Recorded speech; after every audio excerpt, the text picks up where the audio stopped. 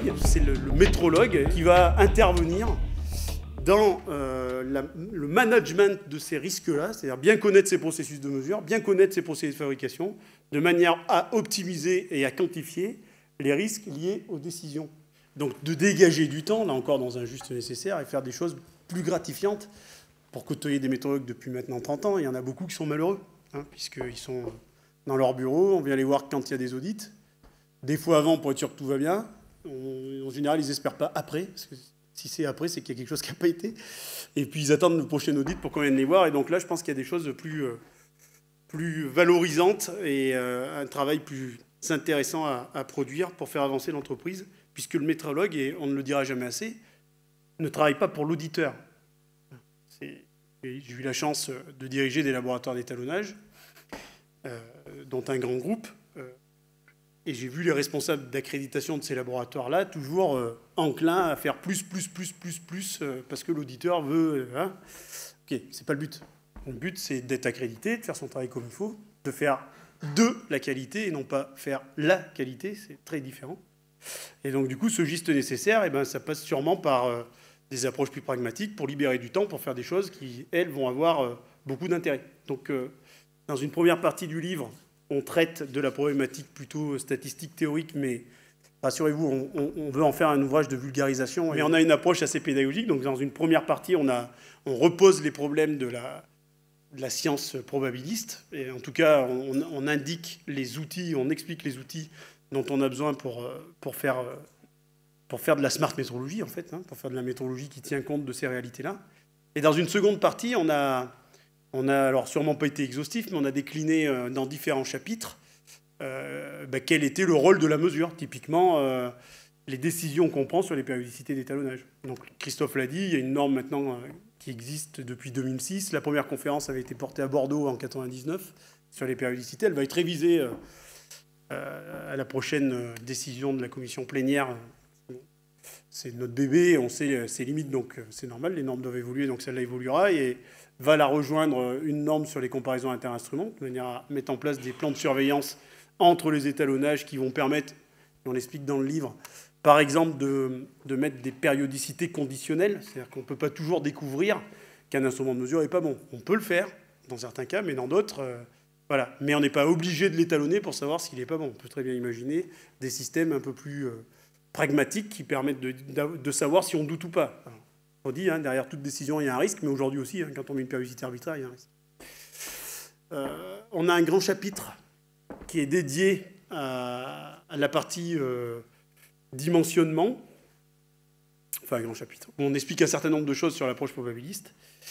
On a un chapitre également où on parle de MSP, et bon, pour ceux qui connaissent les coefficients classiques de pilotage des procédés CP, CPK, on partage avec Laurent une vision assez différente de ça, et on explique comment dans le bouquin.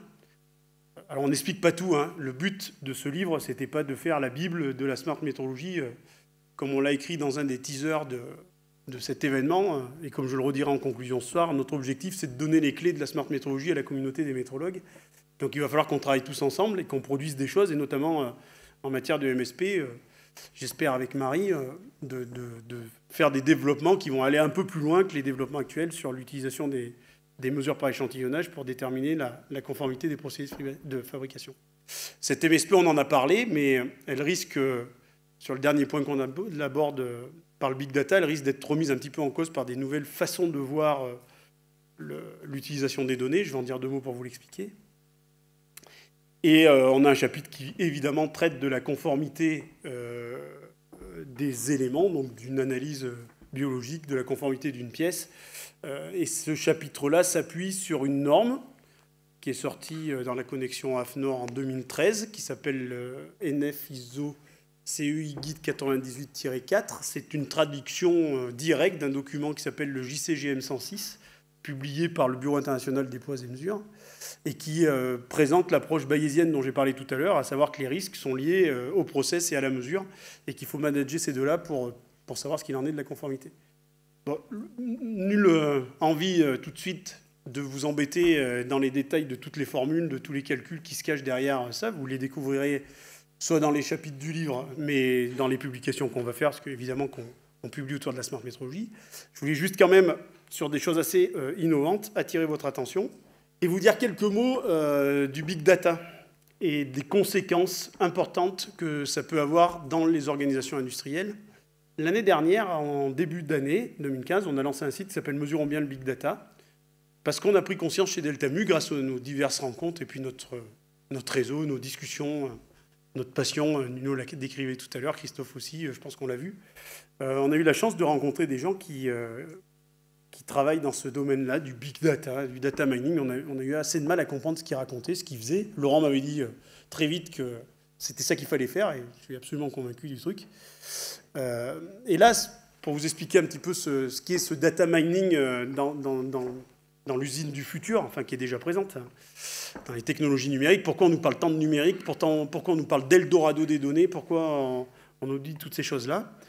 Je voulais encore faire un tout petit peu d'histoire. Notre façon de voir les choses aujourd'hui, on les a héritées du XXe siècle, c'est-à-dire de la table à dessin, des croyances dont j'ai parlé tout à l'heure, tous les bouchons plus grands que tous les stylos, ça marche. On était dans les 30 Glorieuses, une société d'abondance qu'on croyait infinie, et donc on pouvait se permettre qui peut le plus, peut le moins, voilà, ça peut trop poser de questions, et puis sur une table à dessin, on est quand même assez vite limité sur les représentations qu'on peut se faire de la réalité. Ah, aujourd'hui, on a des ordinateurs, je le redis, eux, ils peuvent faire des choses sympas. Donc on a développé toute une stratégie. Elles ont été établies sur la forme de croyances. Je crois que j'ai besoin que tous les bouchons soient plus grands que tous les stylos. J'ai dit ça à un producteur de bouchons et de stylos. J'ai fait des mesures en croyant qu'elles sont justes. Et j'ai fini par affiner ma recette qui fait que quand je fais ça, ça marche. On l'a dit, ça marche pourquoi? Parce que ça surmarche. Et empiriquement, on a fait des recettes. Et dans les bureaux d'études aujourd'hui ou dans les écoles de conception, on apprend les recettes que les anciens ont fait. Mais les anciens... on peut bien sûr les respecter, c'est grâce à eux qu'on est là, mais nous, on a le futur devant nous, et donc il faut qu'on utilise nos outils d'aujourd'hui pour essayer de voir en quoi la technologie peut nous aider à aller plus loin. Donc toute cette partie tolérancement telle qu'on la conçoit aujourd'hui, on l'a héritée de la table à dessin, je redis, du XXe siècle. Dans le data mining, on a une approche totalement différente, qui est une approche dite a posteriori. C'est-à-dire qu'on va... Alors, je dis un truc aussi sur le XXe siècle, comme on n'avait pas des outils de calcul, on a les statisticiens qui ont développé des théories qu'on appelle d'inférence et qui permettent, sur la base de quelques échantillons, parce que quand on fabrique des milliers de pièces par jour, on ne mesure pas des milliers de pièces, puis quand on fabrique des milliers de voitures par jour, on ne va pas les casser contre un mur pour être sûr qu'elles étaient conformes à la norme. Parce que c'est dommage, après on ne peut plus les vendre. Donc on fait de l'échantillonnage, et à travers cet échantillonnage, on essaye de comprendre la réalité de la production. Ça s'appelle de l'inférence statistique. C'est pour ça que vous calculez des moyennes, des écarts types. C'est parce que ces paramètres-là vont permettre de comprendre la population dont a été extrait l'échantillon. Voilà. Alors pourquoi on faisait ça? Parce que déjà les calculs sont compliqués, donc on ne peut pas traiter des millions de valeurs quand on calcule des écarts types. Essayez de le faire à la main, vous allez voir. Ça c'est la première chose. Et puis surtout que la mesure coûtait très cher à l'époque et qu'on n'avait pas de moyens de calcul. Voilà. Donc il fallait, avec des moyens simples, être capable d'avoir une approximation de la réalité. Typiquement pour ceux qui connaissent un peu, il y a des techniques qui permettent d'estimer des écarts types sur la base de l'étendue d'un échantillon. C'est archi nul, il faut abandonner ça tout de suite, parce que c'est soumis à des conditions très sévères pour que ça marche. Certes, ça marche quand les conditions sont respectées. Et pourquoi les statisticiens ont fait ça? Parce qu'à l'époque, il n'y avait pas Excel. Et calculer une étendue divisée par un scalaire, tout le monde savait faire ça avec un papier et un crayon. Calculer un écart type, je rappelle, racine carrée de somme des... I égale à n, xi moins x bar carré sur n moins 1, s'il y en a qui veut se la à la main, on fait un concours, là il y a un tableau en train d'être réalisé, on peut aussi faire un calcul d'écart type à côté pour voir. Bon bref, aujourd'hui on a des outils pour faire ces choses-là, donc des outils de calcul. On a la possibilité de stocker des données pour un coût complètement dérisoire et des données échantillonnées à la vitesse qu'on veut, enfin voilà.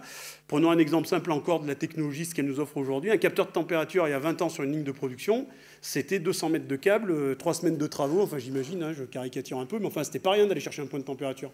Aujourd'hui on prend un capteur Wi-Fi, on va le poser, dans 5 minutes après on a la donnée, quoi. Elle n'est pas fiable, elle n'est pas juste, mais on a l'information. Donc on est dans un monde où on peut avoir beaucoup d'informations, ce qu'on explique dans l'animation que vous verrez cet après-midi d'ailleurs pour se resituer. Et donc, du coup, dans ce monde-là, on fait des recettes a posteriori. C'est-à-dire, si je sais collecter tout un tas d'informations sur ce qui était en œuvre au moment où j'ai fabriqué, où j'ai fait ma mesure, si je sais collecter ces informations, et qu'à l'arrivée, je sais dire ma voiture fonctionne, je sais donc dire a posteriori quelles étaient les conditions qu'il fallait pour que ma voiture fonctionne. Contrairement à des recettes a priori, où je pense que c'est comme ça qu'il faut que ça soit fait pour que la voiture fonctionne. C'est complètement différent Et on a une chance folle, c'est que notre façon d'aujourd'hui de penser conduit à de la surdimensionnement, alors que le data mining, tel qu'il est proposé, dans les techniques du big data, vont nous permettre d'améliorer la compréhension de nos process et donc de mieux piloter, donc d'avoir une meilleure idée quant aux exigences qu'on doit porter. Alors, le data mining, c'est quoi? Pour expliquer ces deux figures très rapidement, je vais prendre un exemple bête. Je m'intéresse à la taille de blé. C'est n'importe quoi, c'est pas ça qui nous intéresse, mais pour que tout le monde comprenne, j'ai des parcelles de blé. Ici, en Auvergne, on a l'Imagran, donc des parcelles, on en a partout. Donc, je mets des capteurs de lumière, hein, donc ça s'appelle des pyranomètres. Je mesure l'intensité lumineuse que la parcelle reçoit, et puis je mesure aussi avec un système la quantité d'eau qu'elle reçoit. D'accord? Donc j'ai plein de parcelles, je vais récolter plein de données, et à la fin de l'expérience, je vais couper mes parcelles et je vais mesurer chacun de mes brins de blé. Et je vais les matérialiser par un point blanc quand leur taille a dépassé la taille que je souhaite atteindre, et par un point noir quand la taille sera trop petite. Voilà. Et donc je peux dessiner sur un graphique en 2 dimensions des points qui ont pour abscisse la quantité d'eau reçue par le brin de blé, puisque je la connais, et en ordonnée, la quantité de lumière. Et donc ça va me faire un graphique comme j'ai présenté ici à gauche, et avec un rectangle, je vais aller regarder où il y a un maximum de densité de points blancs. Et ce maximum de densité de points blancs, ce rectangle va me donner, dans l'axe des abscisses, la quantité d'eau qu'il faut fournir à la parcelle, et dans l'axe des ordonnées, la quantité de lumière, de manière à avoir, au terme de l'exercice, du blé à la bonne hauteur. Si maintenant j'ajoute une dimension, ça on la voit bien dans le plan, il n'y a pas de problème. Si j'ajoute une dimension, par exemple, la qualité du sol, ou l'engrais, hein, l'apport d'engrais. Donc je vais avoir non plus un graphe en 2D, mais en 3D, puisque j'aurai un axe Z qui va me donner la quantité d'engrais. Et du coup, je me retrouve dans la figure ici, qui est dans l'espace. Et c'est plus un rectangle qui va se promener dans le plan, c'est un cube qui va aller se promener dans l'espace. Mais c'est toujours un cube qui va aller chercher le maximum de densité de points blancs, avec dans chacun de ces 3 dimensions, alors c'est pas vraiment un cube, hein. Moi j'ai un mathématicien, il faut que je fasse attention, c'est un parallélépipède, hein, c'est-à-dire qu'il n'est pas forcément... voilà, et il va me donner sur chacune des 3 dimensions, il va me donner les composantes en engrais, en quantité d'eau et en ensoleillement. Alors imaginez maintenant que j'en mette une 4e, une 5e, une 6e, arrêtez d'imaginer avec votre tête parce que vous ne voyez plus la 4e, la 5e, la 6e dimension. Mais oui, les métrologues voyagent demain dans l'hyperespace. Dès qu'un espace est à plus de 3 dimensions, on l'appelle hyperespace. Des caractéristiques ou des paramètres plutôt qui peuvent influencer un process, il y en a une foultitude, donc on peut imaginer ça, avec une foultitude de dimensions, et ne plus avoir un cube mais un hypercube qui va voyager dans l'hyperespace pour trouver le maximum de densité de points blancs et donner sur toutes ces dimensions d'hypercube les conditions d'obtention de ce qu'on cherchait à atteindre. Donc on sort d'un monde de croyances a priori et on rentre dans un monde de connaissances a posteriori. Et évidemment, pour que ça marche, il faut que nos données soient fiables. C'est-à-dire que le site qu'on a publié l'année dernière avec un livre blanc qui donne des exemples, Gilles, tu t'en rappelles sûrement, un des exemples, c'est les pièces que tu avais prêtées sur la première intercomparaison en machine 3D, où on avait vu une incertitude de mesure énorme et ton process de fabrication super centré. Enfin, voilà. Donc il y a des exemples qui sont mis dans ce livre blanc et qui expliquent que très souvent, compte tenu de nos croyances en une mesure juste, finalement on a plus du bruit dans nos données que de la réalité. Donc il nous faut absolument trouver des techniques pour améliorer la connaissance de la réalité sous-jacente à une mesure, de manière à pouvoir utiliser de façon pertinente ces outils qui sont complètement révolutionnaires. Pour améliorer ça, on va utiliser une technique qui s'appelle l'inférence bayésienne, par exemple. C'est sûrement pas la seule méthode, il y a encore beaucoup de choses à gratter, à découvrir, à travailler. Je redis bien, c'est pas la fin d'une histoire, c'est le début, donc j'espère qu'on va réussir à emmener avec nous une communauté de métrologues volontaires et enthousiastes pour faire des choses de ce type-là. Mais quand on a pris conscience de ce qu'était une mesure, la valeur mesurée, comme l'écrit la petite formule là-haut, très simple, que tout le monde comprend aisément, c'est la valeur vraie qu'on recherche plus une erreur de mesure. Voilà, jusque-là, je n'ai pas inventé les choses. Mais grâce aux statisticiens, on sait que la probabilité de cette valeur mesurée, c'est la probabilité d'une valeur vraie donnée et la probabilité de l'erreur de mesure qui, à L2, donne la valeur mesurée. Donc quand c'est un et, c'est un fois. Donc la probabilité d'une valeur mesurée donnée, c'est le produit de la probabilité de la valeur vraie qui est en train d'être mesurée, fois la probabilité de l'erreur de mesure qu'il faut faire pour produire cette valeur mesurée. Ça veut dire que pour une même valeur mesurée, on a une foultitude de combinaisons possibles. Si je mesure 10,12, je peux avoir 10 et une erreur de 0,12, 10,01 et une erreur de 0,11, 10,02 et une erreur de 0,2, et ainsi de suite. Donc j'ai tout un tas de combinaisons possibles qui ont conduit à une mesure de 10,12.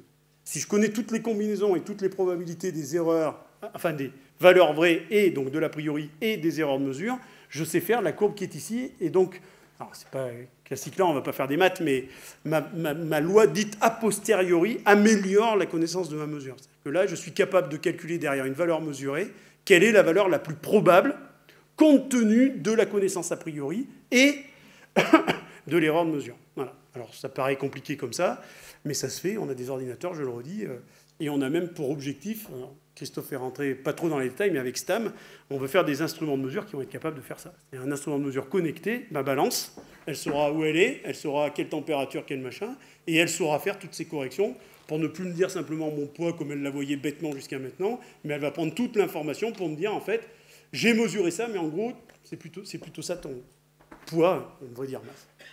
Bon. On décrit ça dans le livre. Il y a un billet aussi sur le blog lamétrologieautrement.com qui explique les calculs et qui vous permettent de comprendre ces courbes. Mais tout ça pour vous dire qu'il existe aujourd'hui, grâce à cette quantité de données et de connaissances qu'on peut stocker, et notre puissance de calcul, on peut faire des choses très intéressantes pour améliorer les choses, donc aller vers plus de performance, c'est-à-dire des décisions pertinentes. Alors, pour finir, parce qu'il doit me rester 10 secondes, même plus. Ouais, bah, je les prends. C'est moi qui paye. Allez.